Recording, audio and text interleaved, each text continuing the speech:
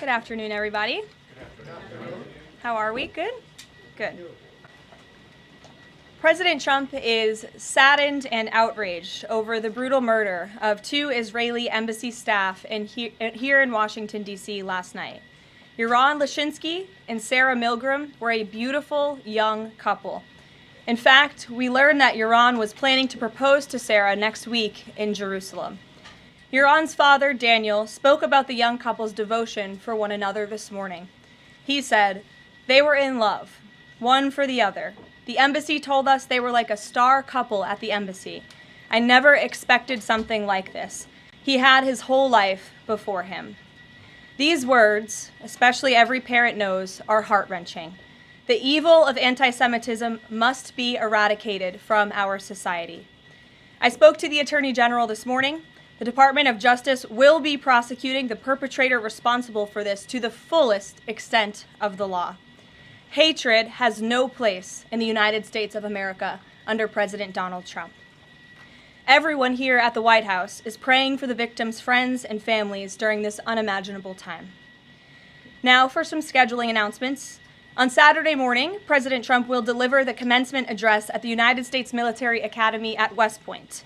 On Monday, to commemorate Memorial Day, the President will visit Arlington National Cemetery and participate in a wreath-laying ceremony. The President will further honor our military next month on June 14th when he hosts the 250th anniversary of the United States Army with a grand military parade celebration right here in our nation's capital. President Trump will be joined by veterans, active duty troops, wounded warriors, Gold Star families, and patriotic Americans from across the country to celebrate our heroes who have kept us safe. Tickets for the parade and the celebration are available through the America 250 Commission's event registration portal. It will be a truly historic and special day for our country. After the parade, President Trump will travel to the G7 Leaders Summit in Canada from June 15th through the 17th. We will be sending additional logistics information out after the briefing. Last night, Republicans in the House passed the One Big Beautiful Bill Act, the most significant piece of legislation in years. There were a lot of good faith negotiations in the Republican conference leading up to the final passage, but as always, President Trump came in at the end to bring all sides together and get this deal done. This One Big Beautiful Bill will implement President Trump's Make America Great Again agenda by delivering the largest tax cut in American history for middle-class families, the working class, and small businesses. The One Big Beautiful Bill fulfills President Trump's promises of no tax on tips, which was applauded today by the CEO of Uber, no tax on overtime, a Made in America auto tax break, Trump savings accounts for newborn babies, and substantial tax cuts for our amazing seniors' Social Security benefits. The One Big Beautiful Bill will permanently secure the border by delivering the largest border security investment in history, funding at least 1 million annual removals of illegal aliens to carry out the largest deportation campaign ever, finishing the Trump border wall, and giving pay raises and bonuses for our incredible ICE and Border Patrol agents. The One Big Beautiful Bill protects the Medicaid program and its benefits for the most vulnerable Americans that the program was designed for, by kicking off 1.4 million illegal aliens from receiving benefits and implementing common sense work requirements for able-bodied Americans. The One Big Beautiful Bill also helps get our fiscal house in order by carrying out the largest deficit reduction in nearly 30 years with $1.6 trillion in mandatory savings. Every single Democrat in the House of Representatives who voted against all of these common sense and massively popular policies. The Democrat Party has never been more radical and out of touch with the needs of the American people. The One Big Beautiful Bill is the final missing piece toward ushering the golden age of America. The Senate should pass this as quickly as possible and send it to President Trump's desk for a final signature. After today's briefing, President Trump will hold a Make America Healthy Again event alongside Secretary Kennedy and several other cabinet secretaries to unveil the Maha Commission report. President Trump wants every child in America to grow up and to live a long and healthy life. That's why he's working alongside Secretary Kennedy to end the chronic disease epidemic to keep our children healthy, safe, and disease-free. The Maha Commission report is a historic assessment the first of its kind by any presidential administration, of current evidence and research about the health crisis affecting America's children.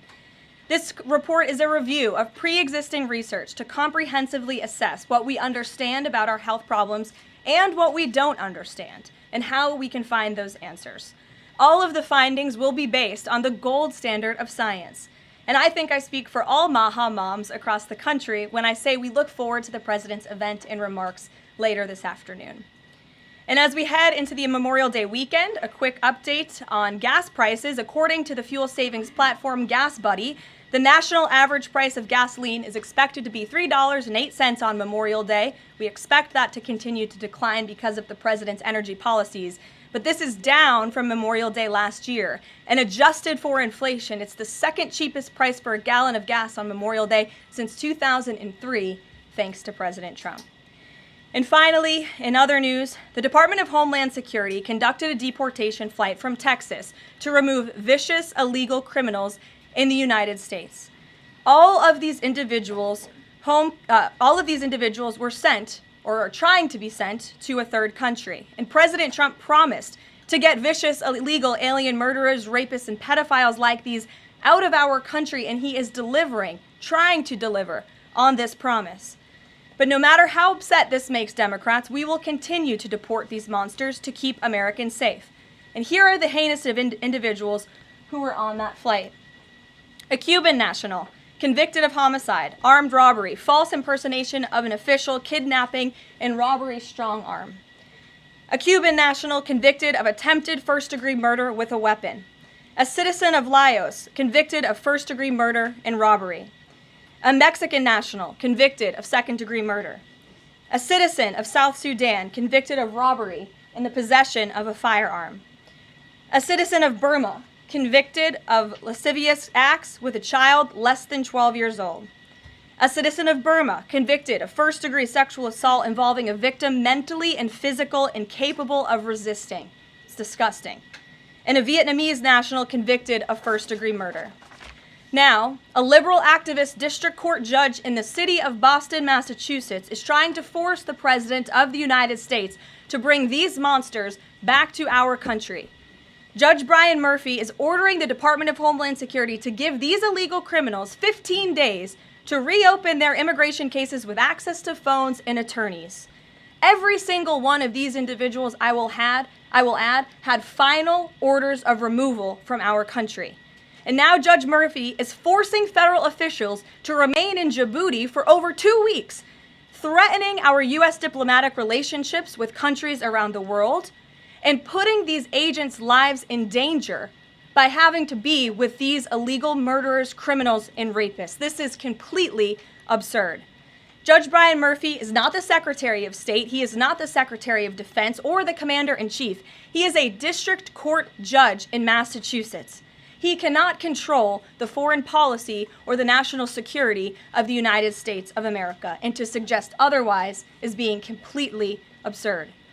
According to new reporting about this judge, he's a registered Democrat in Massachusetts who during his Senate confirmation hearings failed to disclose his ties to a radical left-wing organization that claimed the word illegal to describe illegal aliens was inherently prejudicial. This massive judicial overreach by Judge Murphy is part of the same opposition our administration has faced since day one. Radical left-wing judges are egregiously trying to stop President Trump from using his core constitutional powers as head of the executive branch and commander-in-chief. These judicial activists want to unilaterally stop President Trump from deporting foreign terrorists and keeping the American people safe. Nearly 80 million Americans re-elected this president to deport illegal criminals from our homeland, and polling consistently shows that 90% of Americans want illegal alien criminals, especially those with final orders of removal from our country, who have chosen to continue to stay here illegally. Americans want these people sent home. We hope the Supreme Court will continue to rein this in as soon as possible to restore proper constitutional order in our country. We'll take some questions. And here in our new media seat today, we have Jillian Michaels. She's a renowned personal health expert. I know all of you know her. I certainly do, watching fitness videos growing up. And a media powerhouse who continues to expand her reach with her podcast, Keeping It Real. Jillian, I know you're here today for the Make America Healthy Again event. We're proud to welcome you to the White House. Thanks for being in the briefing. Why don't you go ahead? Thank you for having me. As a Maha mom yourself, how do you interpret the significance of this report in terms of delivering measurable health improvements for Americans and their kids, and what specific actions does the administration plan to take in response to it? Sure. Well, thank you for the question. And again, thank you very much for being here. I would like to emphasize, we held a call earlier today with Secretary Kennedy, Secretary Rollins, Administrator Zeldin, and other officials at Health and Human Services to talk about the gravity of this report. When the president took office, he promised to make this country healthy again. And the president signed an executive order directing this commission. And now, less than 100 days later, the commission is delivering this report. It's another promise made and another promise kept. And the report identifies 4 major factors that are contributing to the rise in childhood chronic disease. Again, this is the first time the federal government has really recognized in a single report that we have a problem in our country. Our children are getting sicker, not healthier. This is not just a crisis, a health crisis, but it poses national security implications as well. And this administration is focused on ensuring we understand why. The 4 factors contributing to the report, as you will all hear from the president later, are number 1, poor diet, a robust discussion about ultra-processed food that are dominating our children's diets, environmental chemical exposure, plastics and other chemicals that are unfortunately a part of our daily American life. It talks about the lack of physical activity and chronic stress, and how technology-driven lifestyles are contributing to the decline of our children's physical and mental health. And then lastly, the report touches on the over-medicalization that's taking place in our American society, nowhere else in the world, but just right here in the United States of America. And the report directs the entire administration to understand why these issues are happening and what public policy can the administration implement to ensure that we are fostering a more healthy country for our children. So I'll leave it at that and let the president and his team speak more about this historic report later. But this should be good news for everyone. I don't care what your politics are. We should all agree that we want our children to be healthy and safe, and we want our food supply to be healthy and safe. We have the best farmers and ranchers in the world right here in the United States of America, and we have the best workers in the world. We have the best people in the world, but unfortunately we have a health crisis that's been plaguing us for too long, and this report speaks to the heart of it. You're welcome. Thanks for being here. Garrett, go ahead. Caroline, you guys are very proud of your record on transparency. I have 2 transparency-related questions for you. Sure. On the president's dinner tonight, will the White House commit to making a list of the attendees public so people can see who's paying for that kind of access to the president? Well, as you know, Garrett, this question has been raised with the president. I have also addressed the dinner tonight. The president is attending it in his personal time. It is not a White House dinner. It's not taking place here at the White House, but certainly I can raise that question and try to get you an answer for it. Okay, and on the Qatari aircraft, the Air Force has said they're going to classify all the information about the work that has to get done to bring it up to snuff to be Air Force One. Previous Air Force One contracts, including the one that the president entered into in 2018, are public. That's available knowledge. Will the White House commit to releasing who's doing that work and the cost of that work? I understand that some elements might be classified about specific systems, but will you commit to releasing that basic information so people can see ultimately what this costs? Well, Garrett, as you know, that's a question for the Department of Defense and the United States Air Force, who is accepting this jet as part of their fleet. Declassify anything he wants. Well, you'll have to ask the Department of Defense and the United States Air Force, who is accepting this jet as part of its fleet. Peter. The president can declassify anything that he wants. Has he looked to see if there are any records here that would contradict what we've been told about Joe Biden's decline?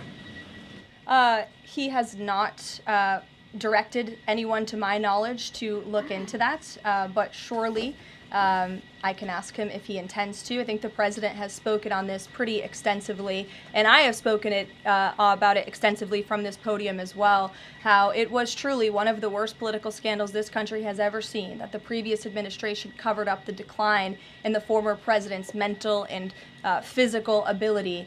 And it's now all coming out, but the American people knew the truth, and that's one of the many reasons why President Trump won the election on November 5th. And President Trump says that he basically thinks unelected Biden staffers concealed his decline so that they could use the levers of power for their own personal gain. Well, Look, that's not just the president thinking that, Peter. There's a new book out. I don't know if any of you have heard about it. Again, a little bit too late because the American people knew the truth on this from the very beginning. And there were reporters in this room, including some from your network, Peter, I'll give you a little bit of credit here, who have said that clearly Joe Biden's staffers were engaging in this cover-up. So this is common sense. This isn't the president making it up. These are facts that are now finally being revealed. Right, and I'm not saying the president's making it up, but he specifically talks about the auto pen. He thinks that staffers were using this auto pen. Is there some kind of like a badge that you have to swipe to use an auto pen? Is there a record of that? I can tell you here at this White House, the president signs any document that has legal implications. The president signs every executive order. He signs every proclamation. He signs pretty much every document that is needed for the president's signature, with the exception of maybe some letters to children. From what we have heard and seen, that was not the case in the previous administration, and the president is raising good questions that are worth looking into. And as for Maha, I'm going to take a sip of water, if that's okay with you guys. Go ahead. Thanks, Caroline. Back to the presidential gala tonight. Did anyone in the White House or in the White House counsel's office advise the president against holding this sweepstakes, whereby people who spent the most money on his Trump coin would then have access to the president at this dinner? Again, the president has been asked about this. He has addressed this. I have also stated previously from this podium that the president is abiding by all conflict of interest laws that are applicable to the president.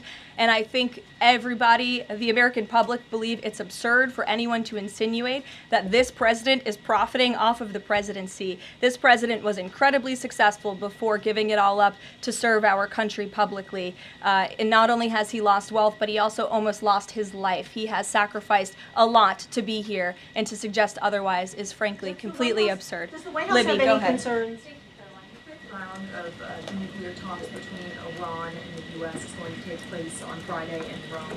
What is the president anticipating ahead of that? And if a deal doesn't come from that meeting, is he going to walk away? Well, I'm glad you brought up Iran, because I do have an update. The president spoke to Prime Minister Benjamin Netanyahu today.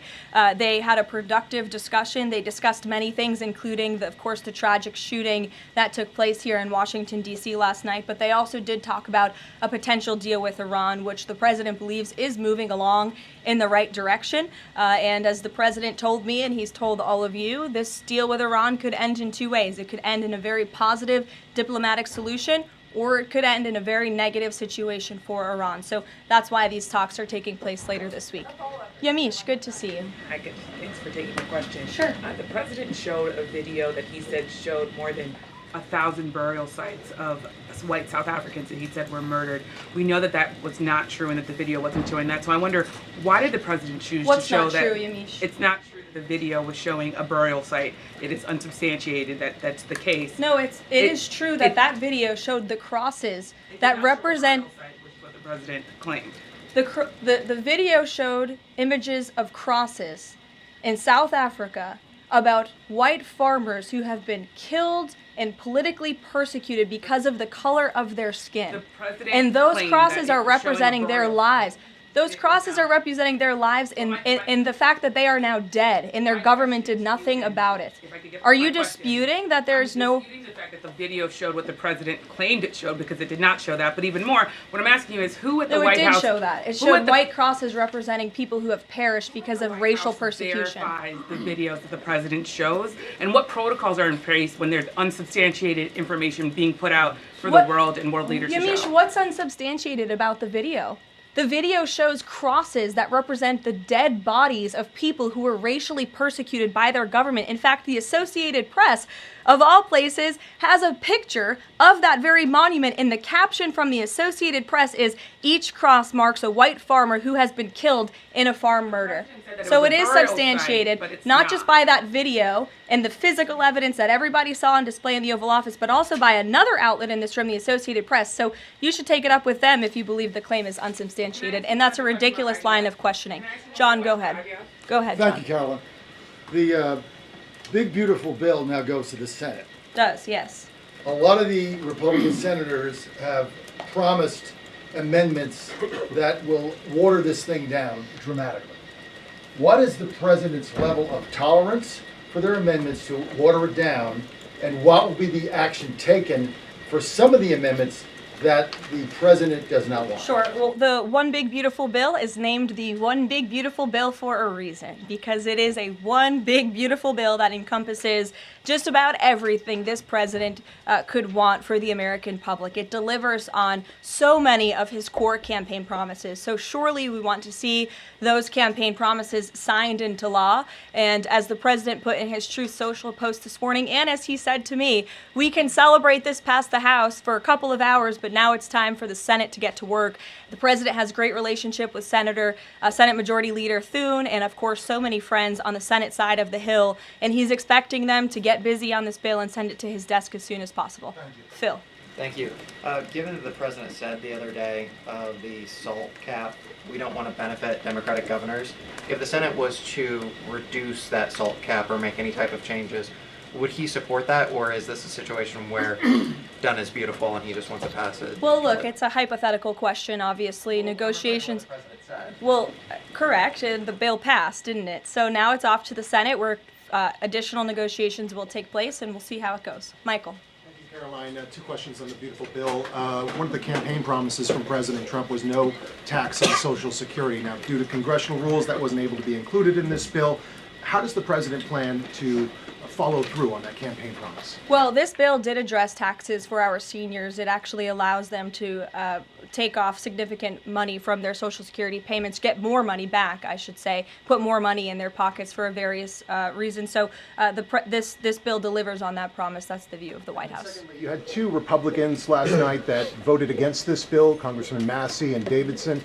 Does the president think that they should be primaried? I believe he does, and I don't think he likes to see grandstanders in Congress. What's the alternative? I would ask those members of Congress. Did they want to see a tax hike?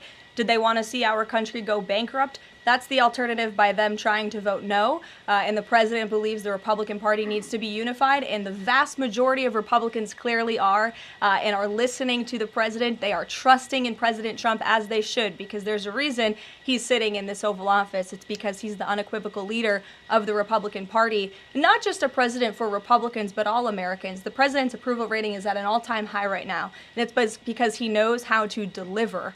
And Republicans like Thomas Massey and others should take note. Stephen. Thank you, Caroline. Building on the question about Social Security, the bill includes the president's promises to address taxes on tips and overtime. Could you say his feelings about the income cap? Is he satisfied where that landed? And also on a different matter, could you comment on the investigation that the Justice Department has into Andrew Cuomo? As for the first question, the president is clearly satisfied where the bill landed because it passed. Again, now it has to go to the Senate, so changes could certainly be made. As for your second question, I would defer you to the Department of Justice. Christian. Yeah, thanks, Caroline. Can you explain the decision to totally shake up FEMA leadership just a week before hurricane season? You'd have to ask the Department of Homeland Security in terms of leadership, but certainly the administration, and I know the National Security Council here at the White House is monitoring storms and natural disasters that are happening across the country at all times. We're briefed on those. The administration is briefed on those, and Secretary Noem is leading that effort for sure. Go ahead. Gears, Caroline. Yeah, just following up on Warren Davidson, I wanted to read you his quote that he posted online. While I love many things in the bill, promising someone else will cut spending in the future does not cut spending. Deficits do matter, and this bill grows them. Why should that get a Republican primary? This bill saves $1.6 trillion for the American taxpayer. It saves more than any bill that has ever passed Capitol Hill has. In fact, by double. The next bill saved $800 billion. This bill saves $1.6 trillion. So this is a very good bill for the American people, the American taxpayer. And I believe, as an outlet put it with a headline this morning, it might have been Politico actually, they wrote that the American people are going to be flush with cash when this thing is signed into law. And that's a good thing for American taxpayers. Sure, go ahead. Caroline, what is the president doing to win Senate passage by July 4th? And does that include work to eliminate carried interest and make business tax cuts permanent? Where is he on those issues? Well, look, this bill literally just passed the House of Representatives. So now our team is suiting up for discussions with the Senate side of Capitol Hill. The president again said this morning he hopes to see this bill at his desk as soon as possible, and he'll be engaged in the process to get it through the Senate, just like he was to get it through the House of Representatives. What kind of assurances did he give the Freedom Caucus members to to kind of ensure that this would get through last night was changes to Fannie Mae and Freddie Mac part of that equation, changes administratively to Medicaid as well? Well, I was in that meeting yesterday with the president and House Freedom Caucus, and he told them how he wants to be a cheerleader for them, a cheerleader for the Republican Party, and for the country. And Republicans faced a pivotal moment yesterday. They could have voted to bankrupt the country and increase taxes by $4 trillion, or they could vote for this one big, beautiful bill which cuts taxes and saves American taxpayers money. And he put that proposition before them, and clearly they heeded the call because the bill passed last night. Sure. Caroline, so on the Or this morning, rather. Every day is going into the next. Go ahead. The Netanyahu call. Just curious, did the president raise the flow of aid into Gaza? Is he happy with where that situation is right now? Not to my knowledge, but I can certainly go back and check. And did you have any reaction to the Supreme Court's ruling about the religious charter school today, as well as Justice Coney Barrett's decision to recuse herself? We'll get you an answer on that case specifically. Sure. You mentioned the president has a good relationship with Leader Thune. Has he talked to him specifically about the plan to get this through the Senate? Does he plan, or is he going to reach out to Republicans who have voiced concerns? Not to my knowledge has he spoken to Leader Thune this morning. He very well could have. I just wasn't briefed on that call. We can go back and check for you. The president did speak to Prime Minister Netanyahu this morning. He also had a call with President Sheinbaum this morning. He was receiving his intelligence briefing. He's been very busy all morning. But again, he certainly intends to remain active and engaged in these negotiations with the United States Senate to get this bill done. And just following up on the dinner tonight, you mentioned this is not a White House dinner, but the president is always the president, and the Trump family is making money off of this. So can you just explain, how is this not the president using the office to enrich himself? All of the president's assets are in a blind trust, which is managed by his children, and I would argue one of the many reasons that the American people reelected this president back to this office is because he was a very successful businessman before giving it up to publicly serve our country. Reagan. Thanks, Caroline. Last week, the president told Brett Baer that he trusts his people, but thinks that the official narrative on his assassination attempts are, quote, a little bit odd. FBI Deputy Director Dan Bongino said days later that there's no conspiracy to find, and as he put it, quote, the there that you're looking for is not there. My question is the president personally satisfied with the investigations into the attempts on his life? And does he agree with Deputy FBI Director, or does he think there's more to it? Well, in the lead up to your question, you answered your own question with the president's own words, and I'll leave it at that. Caroline? Sure, go ahead, Haley. Thank you, Caroline. Haley, go ahead. Oh, thanks. I wanted to follow up on his call with Prime Minister Netanyahu in his effort to reach a deal with Iran. Does he feel like he has the Prime Minister's support in this effort at this point, or did the Prime Minister raise concerns to him in this conversation? I won't get further into the private discussion between the president and the prime minister, but surely they have a good relationship, one that's built on transparency and trust. And the president has made it very clear to not just Prime Minister Netanyahu, but also the world, that he wants to see a deal with Iran struck, if one can be struck. He does not want to have to take the latter option, the more severe and negative option. He wants to see a deal. The president is a deal maker, and he believes strongly in diplomacy, and he's made that clear to the prime minister, but also to all of you and, frankly, the rest of the world. Mary. Thank you, Caroline. Two questions, one on the terror attack last night and then another on the big, beautiful bill. Do you or President Trump have a message to politicians like Ilhan Omar, who only this morning explicitly avoided condemning this act of terror? It's despicable. And frankly, we have seen a rise in anti-Semitic protests, of pro-Hamas protests, of terrorist sympathizers. We saw them on our college campuses, and we've seen the Democrat Party turn a blind eye and in some cases actually embrace such anti-Semitic illegal behavior. And that's why this administration has done more than any administration in history to crack down on anti-Semitism. As you know, in January, when the president took office, he signed a new executive order to combat anti-Semitism. He created a commission focused on doing just that. The Justice Department announced their task force as well. The Secretary of State, Marco Rubio, has revoked thousands of student visas from campuses where these pro-Hamas terrorist campus agitators and violent protests took place. And we've also withheld funding from those very campuses as well in an effort to combat anti-Semitism. So the president's made it very clear that such hatred will have no place in our country. Thank you. And then on the big, beautiful bill, I know there's a provision that the House included that defunds Planned Parenthood, not only because of the fact that it's the nation's largest abortion provider, but also because it's, I think, the biggest distributor of transgender hormones right now, even to minors, according to Live Action. So is the president committed to making sure that provision stays in the Senate? The president has maintained a very clear commitment to ensuring that this administration and the American people's tax dollars are not funding any institution. That includes hospital systems that are funding the chemical castration and mutilation of children. We're not going to tolerate taxpayer dollars going to such efforts. Sure. Thanks, Caroline. You mentioned at the top of the briefing that the migrants were to be sent to a third country. I was just wondering, could you share any more on, which countries the administration has struck these agreements with, and what that agreement with South Sudan specifically looks like? Well, first of all, I won't litigate foreign policy from the podium, but what I will reiterate is the absurdity of this ruling from a district court judge in Boston who is just creating new immigration laws out of thin air. This administration, let me be very clear, because there have been a lot of fake headlines about this deportation flight over the last 2 days. This administration has complied with all court orders. And the individuals whose names I just revealed and whose criminal histories I just spoke of that are on this flight, every single one of them had a final order of removal from our country. In fact, one of these violent illegal criminals had a final order of removal given to him in 1999. It's 2 years after I was born. This individual, this criminal, has been living in our country for an entire generation.